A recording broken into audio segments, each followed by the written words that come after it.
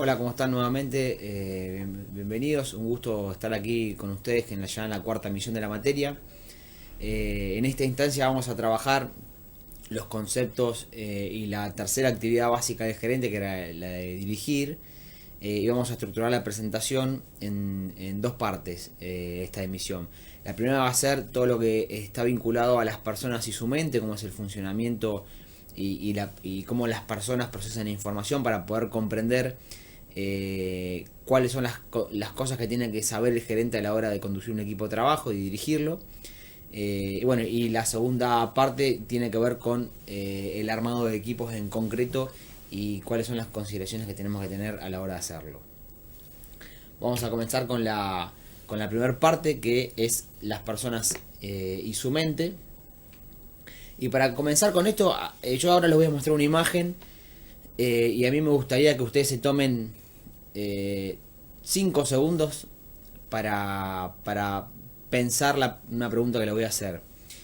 Yo les voy a mostrar una imagen y ustedes me tienen que decir qué origen tiene, ¿no? Seguramente muchos cuando la vean se van a sorprender, pero bueno, es parte un poco de la idea. Me tienen que decir si es venezolana, colombiana, brasilera o si tiene otro origen. A ver qué les parece a ustedes.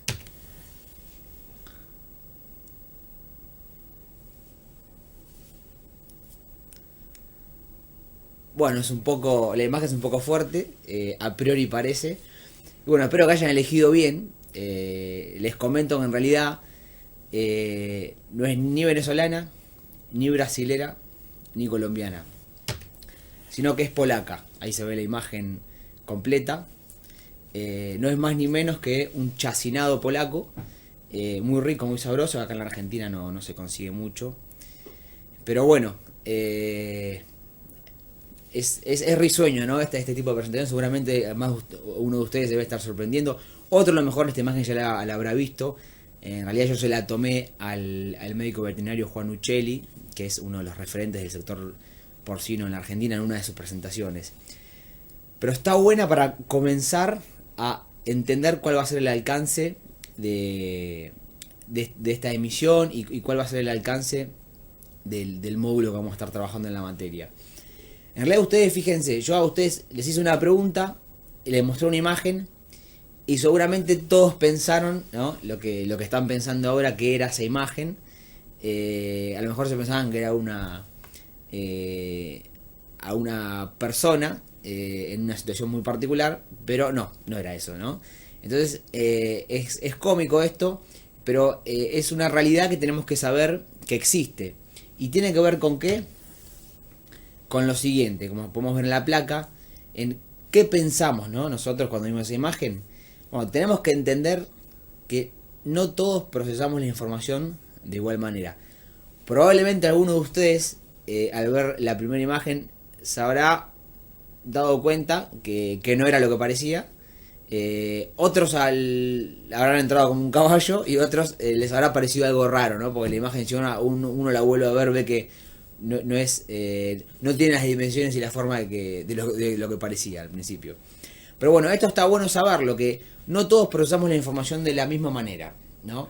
Y esto es debido a que, bueno, ni más ni menos que debido a el modelo mental que tenemos. Cada individuo, cada ser humano, cada persona procesa la información de una forma diferente. Y esa información procesada tiene mucho que ver con las influencias que nosotros y que nuestro cerebro recibe en forma permanente, y durante nuestra infancia, adolescencia o adultez recibimos una serie de influencias socioculturales y psicológicas que nos hace pensar determinadas cuestiones. Seguramente si yo a un árabe le mostraba esa imagen, lo primero que se iba a pensar que era un chacinado, porque no es normal ver ese tipo de cosas en los países árabes, ¿no? Y bueno, y esto es importante a la hora de que nosotros como gerentes estemos al frente de un grupo de personas. Tenemos que entender que no todos los individuos que están que tenemos enfrente o que sean dependientes nuestros en el mejor de los casos comprenden y entienden las cosas igual que nosotros. O sea, y a su vez, entre todas las personas con las que podamos trabajar, ante un hecho, cada uno le puede dar una mirada diferente al mismo, ¿no? Y cada una de ellas es válida. Lo que tenemos que sí saber que a la hora de comunicar un mensaje hay que tener en consideración todas las miradas posibles y no tenemos que suponer que el otro va a pensar exactamente siempre lo mismo que nosotros. Muchas veces las cosas que se ven no terminan siendo lo que parecen, ¿no? Entonces siempre por eso es bueno que un gerente genere los espacios necesarios para estimular el diálogo, la opinión, el fundamento y escuchar diferentes posiciones y puntos de vista, porque en definitiva la construcción colectiva de una decisión muchas veces es mucho más rica y más efectiva cuando se hace partícipe a personas con diferentes puntos de vista. Bien, hay un poco lo que en la placa que vemos, los conceptos que estábamos diciendo recién. Bueno, que las habilidades de las personas tienen que ver con el perfil mental de las mismas. Cada uno de nosotros somos más hábiles, algunos para los números, otro para una función comercial de poder vender algo. Algunos somos más extrovertidos, otros introvertidos, apático, empático y todas las características que puede tener una persona. Nuestro perfil mental, que es la forma con que nosotros vemos el mundo, entendemos las cosas, nos hace actuar de una manera u otra. En definitiva, si ustedes están hoy sentados ahí formándose en la actividad agropecuaria, tiene que ver mucho con la forma que tienen ustedes y los gustos y de entender las cosas, ¿no? También la forma de ser y de pensar y de procesar la información los hace elegir un determinado tipo de amistades o no, los hace suponer que el otro, qué es lo que piensa el otro, porque generalmente uno tiende a suponer que el otro piensa igual que uno, ¿no? Eso es un grave error que muchas veces nos lleva a conflictos, que con frases como por ejemplo, pero yo pensé que vos te habías dado cuenta, por eso no te lo dije. Bueno, ahí entonces cuando uno tiene una posición gerencial y tiene gente a cargo, tiene que no suponer que siempre el otro, para determinados tipos de personas, que siempre lo va a suponer. Hay gente que hay que permanentemente decirle las cosas porque tiene una conformación mental que así lo requiere. Y otra persona solamente con mirarlas uno ya genera una conexión y se da cuenta del mensaje que uno lo quiere transmitir. O sea, el día que a ustedes les toque una posición gerencial, para los cuales hoy se están formando, esto lo van a tener que tener en consideración. Seguramente a lo largo de la carrera, de la licenciatura, en materias como por ejemplo dirección de personas, lo van a ir trabajando más específicamente. Bueno, hay otro concepto muy importante que están en la placa que estamos viendo y que está marcado en amarillo, ¿no? Lo que está arriba es un poco lo que venía yo diciendo recién, y lo que está en amarillo dice conocer la forma de procesar la información. ¿Para qué le sirve al gerente? Bueno, fundamentalmente para saber comunicar a otros, para inducir el comportamiento de esa persona. La actividad de liderar y dirigir tiene un componente muy fuerte de lograr voluntades de los dependientes. Y lograr las voluntades hay dos maneras, o sea, hay dos formas que un jefe puede decirle a un empleado que haga las cosas. De una forma coercitiva e imponente, y donde el empleado, si está o no de acuerdo, a nadie le importa y lo tiene que ir a ejecutar. Que en general todo lo que tiene que ver con tareas mecánicas repetitivas que requieren bajo nivel de calificación, se adoptan estructuras de esa característica, de imponer y en forma coercitiva, y si no, no hace castigo. O persuadir a la persona que tiene que hacer el trabajo que esa es la mejor opción. Por supuesto que todo depende de la situación, ¿no? En una empresa comercial muchas veces lo más conveniente cuando uno trabaja con personas con determinado nivel de calificación es persuadirlo, porque cuando un individuo hace algo convencido que lo que está haciendo está bien, es correcto y comprende el fundamento de por qué sirve el trabajo que va a hacer él, seguramente sea mucho más efectivo y tenga espacio para la iniciativa. Ahora, no siempre es la mejor forma para un gerente tener que persuadir a que alguien lo haga. Muchas veces hay organizaciones específicas, como por ejemplo el ejército o una fuerza armada, donde en plena acción de combate un teniente primero, un capitán, le imparte una orden a un soldado para que ejecute, y es en ese momento, en ese segundo. no es 2 minutos después, porque 1 minuto que ese soldado no ejecutó la orden y se quedó parado, delató la posición del enemigo, el enemigo lanzó un proyectil de mortero y murió toda la compañía, ¿no? Entonces, tiene que ver mucho con el tipo de organización, la forma de dirigir y liderar. Y no es que una es buena o mala. En general, para las empresas comerciales, la forma de persuadir siempre es la mejor.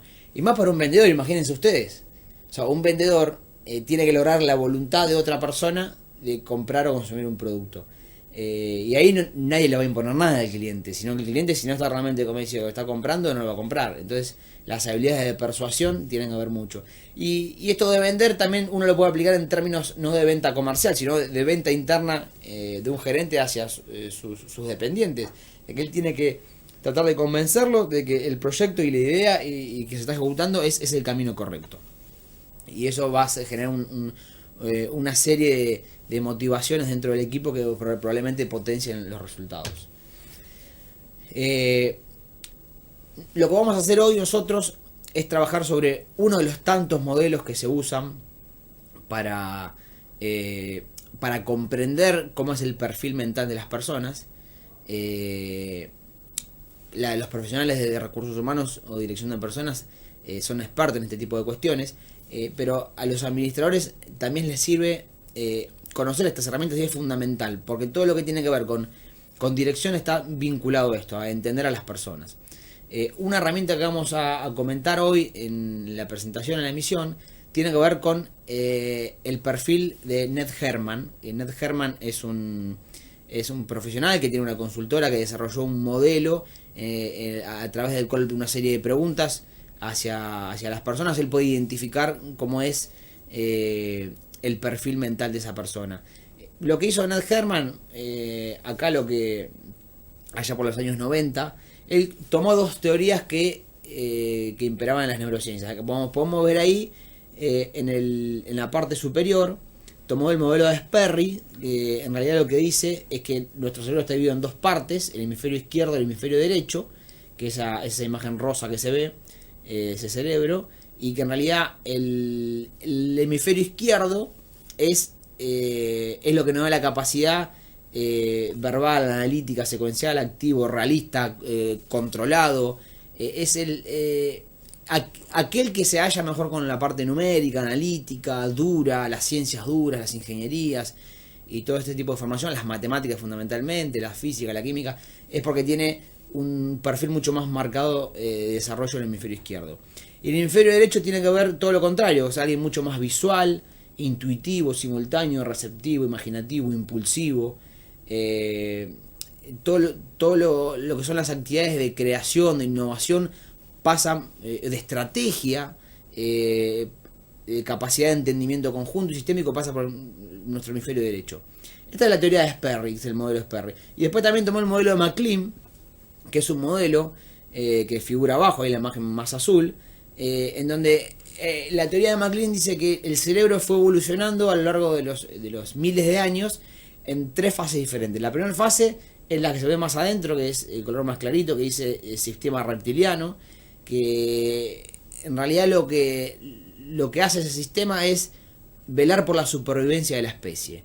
O sea, si a una persona le arrojan un cuchillo, el individuo que recibe el cuchillo no se pone a pensar a ver el daño que le puede hacer. Automáticamente, cuando sus sentidos perciben el peligro, su sistema reptiliano toma el mando de la motricidad del cuerpo y automáticamente se cubre o lo esquiva. O sea, es un movimiento involuntario, uno no puede decidir esquivarlo. Lo mismo cuando le arrojan a alguien algo de frente, o cuando alguien percibe vértigo por la altura o lo que sea. O sea, hay una acción que tiene que ver con que el sistema reptiliano actúa de esa forma en pos de la supervivencia de la especie, y uno no lo puede controlar. Después de los miles de años avanzó a la segunda fase evolutiva del cerebro, que tiene que ver con lo que se ve en la imagen, que es lo que está en el medio, que es el sistema límbico, que en realidad el sistema límbico lo que hace es regular todo lo que son las emociones, el asco, miedo, tristeza, felicidad, sorpresa, todos los impulsos emotivos que pueden tener las personas están regulados por el sistema límbico, que de alguna manera es es lo que más se vincula con el hemisferio derecho del cerebro, ¿no? O la parte más emocional, impulsiva, intuitiva, más primitiva. Es más visceral, en otras palabras. Y por último tenemos el sistema cortical o neocortical, que es el azul más oscuro que se ve, que eso es lo que nos da a las personas la capacidad de razonar, que sería la parte así rugosa del cerebro, la más visible. Porque esa imagen es un cerebro, la imagen de un cerebro cortado, ¿no? Visto como si fuera una especie de corte transversal.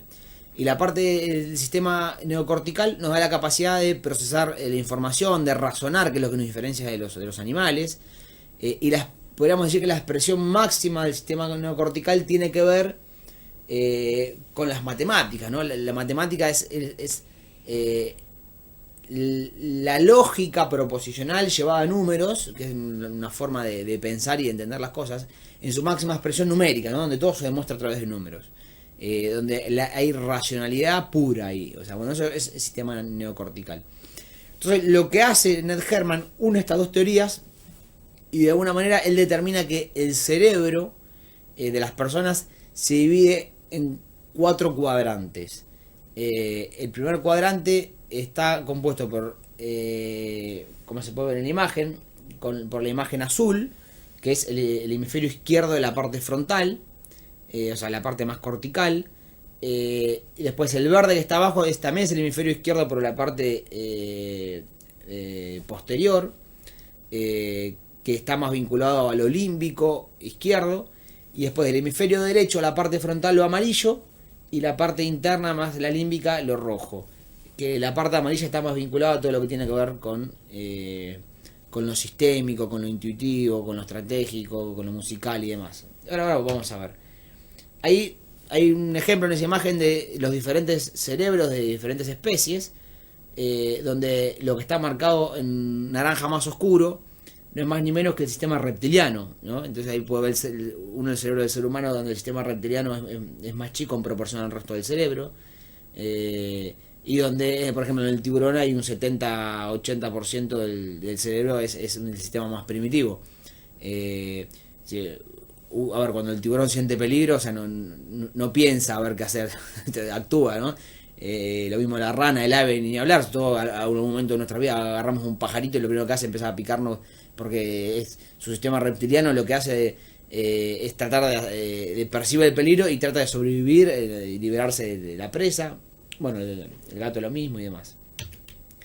Ahí podemos ver en la imagen cuáles son los 4 cuadrantes que establece Ned Herman, donde se arman 4 grupos especializados de modo de su procesamiento mental, dicen, ¿no? De cómo procesamos la información. Y establece el primer cuadrante, que son los azules, después los verdes, los amarillos y los rojos. Y ahora vamos a ver, este es el principio organizador del modelo de Elio. Ahora vamos a ver en qué consiste. Él, a través de una serie de preguntas y un análisis estadístico multivariado que está hecho sobre millones de personas, determina que las personas con un mayor componente de azul tienden a ser personas lógicas, analíticas, personas que se vayan en los hechos, cuantitativas, o sea, bien numéricas. Después, el que es más verde son personas más organizadas, secuenciales, planificadoras de la actividad. Son personas que cuando hacen un informe lo hacen, son hiper detallistas en todo lo que remarcan. Y él establece, si podemos vincularlo con profesiones, a los perfiles típicos. Los azules, los típicos son los ingenieros, o los matemáticos, o los físicos. Los verdes son los típicos contadores, administradores de empresas, ¿no? Personas organizadas, secuenciales, metódicas. Y lo que tiene que ver con el hemisferio derecho del cerebro están los amarillos, que son personas mucho más holísticas, sistémicas, que generalmente no son muy creativas de ideas, pero no bajan en concreto hechos a un papel, les cuesta. Bueno, son muy intuitivas, que tienen la capacidad de percibir lo que va a ocurrir. Es una habilidad del cerebro muy, muy interesante. Los empresarios son personas de mucho amarillo, porque tienen la capacidad intuitiva de percibir sobre el resto de las personas y de lo que va a ocurrir. Son integradores, sintetizadores, siempre tratan de ver el todo, conceptualizar, comprender los conceptos fundamentales de las cosas y no morir en las pequeñeces. Y después están los rojos, que son las personas mucho más emocionales, espirituales. Es la típica psicóloga, ¿no? Así media como madraza o demás, o sea, que se basa en los sentimientos, muy emocional, que por ahí se conmueve por cualquier cosa, que cuando esas personas cuando nos saludan nos cansan de abrazarnos, tocarnos la cabeza, decir cómo está, darnos un beso, ¿no? Son personas muy, muy emotivas. Y acá esto es muy interesante, porque ustedes imagínense una persona extremadamente azul, ¿no? Bien conservador, no me invas mi territorio, seria, introvertida, cuando se encuentra con una persona roja. O sea, una persona roja que es todo lo contrario, abierta, emocional, que por ahí lo ve, lo abraza, lo besa, le toca la cabeza, ¿no? Entonces, o sea, ¿cómo se puede sentir el azul? Se siente como invadido, ¿no? No me toques, o sea, hay como un rechazo, ¿no? En general, en este esquema de procesamiento de información, los cuadrantes opuestos, los opuestos serían los azules y los rojos, y los amarillos y los verdes, son personas que en sí tienden a rechazarse, ¿no? Pero ahora vamos a ver los resultados que puede tener un perfil. En general las personas se destacan en uno o dos colores, algunas en tres y otras en cuatro, ¿no? O sea, hay una combinación muy grande de perfiles mentales. Ahora, ustedes fíjense que acá es muy interesante. Este es un cuadro donde menciona brevemente cómo tenemos que comunicar o cómo tenemos que trabajar con las personas, depende del color que tengan. Entonces ahí dice los 4 lenguajes, o sea, cómo tengo que hablarle yo a un azul, que es el A, ¿no? Le tengo que hablar con hechos. O sea, yo le puedo decir todo lo que quiera, le hago el cuentito, todo, pero él me va a decir, bueno, sí, está todo muy lindo, pero en concreto, ¿qué es lo que tenemos? ¿Qué hechos hay? Y esto generalmente cuando doy clase o comento estas cuestiones, uno siempre piensa en parientes, en conocidos. Y dice, sí, yo tengo un amigo, un compañero de trabajo que es muy así, ¿viste? O sea, él es todo blanco negro. Bueno, y esto por ahí nos empieza a servir para tratar de identificar cómo tenemos que tratar con esa gente y demás. Después, para el verde, fíjense que es el B, para él lo fundamental es la forma. O sea, que sea todo prolijo, que esté todo ordenado, que sea todo previsible, porque él necesita, viste, que siempre la forma sea algo fundamental. Después por ahí no importa tanto el contenido, pero es una persona que podemos hablarle, viste, en forma prolija. Después, los amarillos son personas muy fantasiosas, donde si hablamos de cosas bien voladoras, bien soñadoras, él se engancha y habla como loco, ¿no? Porque es una persona que está muy estimulada por eso. Y bueno, después los rojos, que son el cuadrante C, son personas muy sentimentales. O sea, a la hora de hablarle a una persona tenemos que tener muy en cuenta la cuestión humana, ¿no? De pensar en el prójimo, darle espacio de participación, de no hablarle en forma imperante o prepotente, porque él se va a sentir muy invadido y va a rechazar ese tipo de comunicación. Eso en cuanto a los lenguajes. Después, en cuanto al dinero, o sea, ¿qué hace con el dinero cada uno de estos cuadrantes? O sea, el azul es un tipo que le encanta contar plata. Entonces uno lo ve y permanentemente está contando y recontando y rechequeando cuánta plata hay, ¿no? El verde es una persona que por su personalidad es muy ahorrativa, es de no gastar, no hay que gastar nada, ¿no? Ahorrar. Después tenemos el rojo es una persona que generalmente el dinero lo usa para ayudar a otras personas, porque es más sentimental, es más emocional. Y bueno, el amarillo es un tipo que es gastador compulsivo, ¿no? Es una persona que siempre se le ocurren ideas en qué gastar la plata. Entonces, fíjense, nosotros en una compañía tenemos que armar un equipo de trabajo. ¿Qué cosas nos tenemos que fijar? Y seguramente en tesorería, ¿qué vamos a poner? Y a alguien azul, ¿no? En la parte de asignación presupuestaria, ¿y a quién vamos a poner? Y vamos a tratar de buscar un equilibrio entre los B y los C, entre los verdes y amarillos. Alguien que ahorre, pero a su vez quiera gastar. Entonces terminan acordando el gasto necesario. No vamos a poner a un rojo, que en realidad se va a gastar todo el presupuesto en ayudar al resto, ¿no? A otras personas. Muchos de los que están cursando, que están casados, entenderán por qué muchas veces la mujer de uno tiende a gastar, ¿no? Porque generalmente las mujeres son más rojas, son más hemisferio derecho las mujeres, por la arquitectura neuronal, porque tienen más sistema límbico, más cantidad. Y en general tienden a que la plata no dura. Entonces, y el hombre, que por ahí tiende más a ser un poquito más izquierdo, es una persona que dice, ¿cómo puede ser que yo ahorro y vos te gastás la plata en cualquier cosa? O sea, y esto nos sirve a nosotros para empezar a entender el porqué del comportamiento de las personas. Después, en términos de crecimiento, o sea, cómo una persona va a identificar que está progresando o creciendo como persona. Bueno, ahí en el cuadrante podemos ver que el azul siempre él va a ver, para él, el crecimiento tiene que ver con las ganancias. O sea, ¿estamos ganando o no estamos ganando plata? Eso es lo que le va a importar al azul.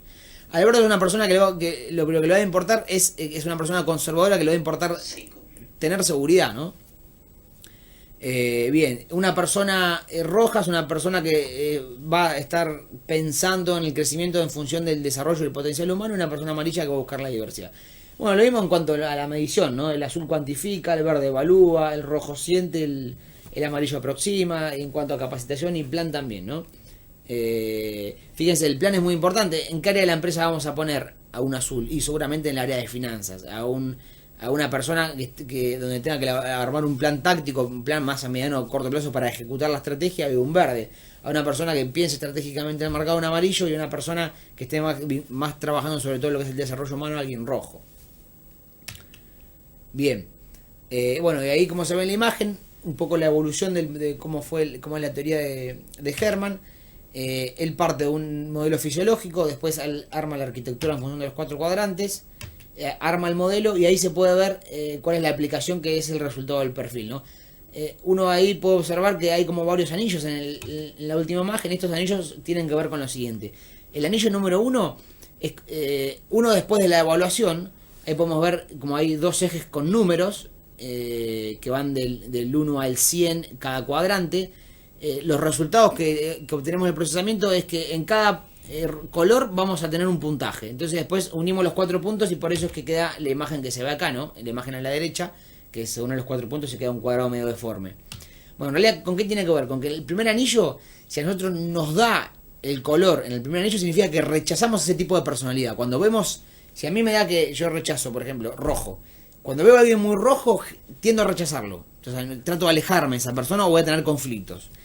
Si me da el segundo anillo el color, significa que yo esa característica la voy a utilizar, ¿no? en cómo proceso la información. Si me dan el tercer anillo, es que soy una persona que prefiero y fundamentalmente proceso la información de esa manera.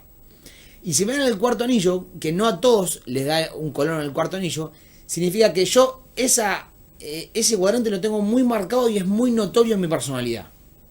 O sea, la persona que es muy roja, extremadamente roja, ya se ve a la distancia. O sea, al kilómetro ya veo que este tipo es re rojo por cómo se mueve, cómo se expresa, cómo habla y demás.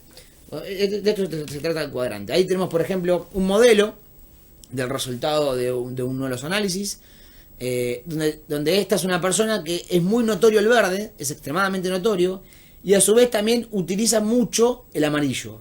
O sea, es una persona, este es un modelo que se llama modelo dicotómico, que en general nada más lo tiene el 4% de las personas, y donde es cruzado, ¿no? Que es muy interesante, porque en realidad es una persona muy creativa y estratégica, y a la vez siempre trata de buscarle aplicabilidad y método a todo.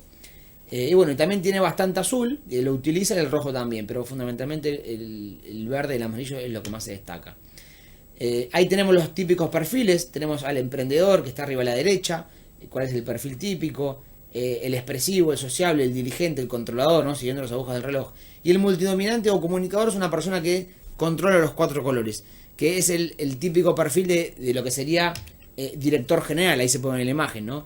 ¿Por qué este perfil? Y porque de alguna manera lo que hace, esa persona tiene la habilidad de entender la forma de pensar y de procesar la información de todos, y siempre trata de buscar un equilibrio en la toma de decisiones. Este modelo de director general es un modelo ideal. En realidad Hermann, o sea, no hay ninguna persona que tenga este modelo. Todos tenemos un perfil diferente, o sea, pero Hermann lo pone como modelos de equilibrio total, ¿no? Y ahí tenemos diferentes posiciones de una empresa que alguien puede ocupar en función de cómo esté conformado su perfil mental y cómo le dan en cada uno de los colores.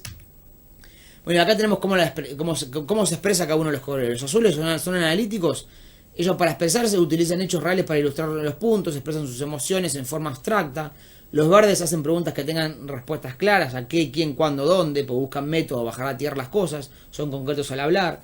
Los amarillos son muy soñadores, hacen preguntas que generan otras preguntas: ¿por qué? ¿Cómo? O sea, cuando hablas con un amarillo nunca vas a tener respuestas, siempre vas a tener preguntas. Se expresa con frases, se tiene a media oración pensando que los otros ya saben lo que le está hablando. Y el rojo siempre tiene un rostro animado, ojos movedizos, lenguaje no verbal, o sea, muy expresivo con las manos y demás. cómo uno enfrenta los hechos de la situación. El azul los analiza, el verde los organiza, el amarillo los visualiza y el rojo los siente. Bueno, ese fue el primer bloque de la emisión, y que de alguna manera nos sirve para entender que no todas las personas procesamos la información igual y que dentro de un equipo de trabajo cada uno puede ser diferente. Y no es que uno es mejor que otro, sino que todos tienen algo diferente para aportar y un punto de vista diferente. Ahora en la parte que viene vamos a trabajar sobre las cuestiones que tienen que ver de cuáles son las consideraciones que tenemos que tener en cuenta a la hora de armar un equipo, ¿no? Que sería lo ideal.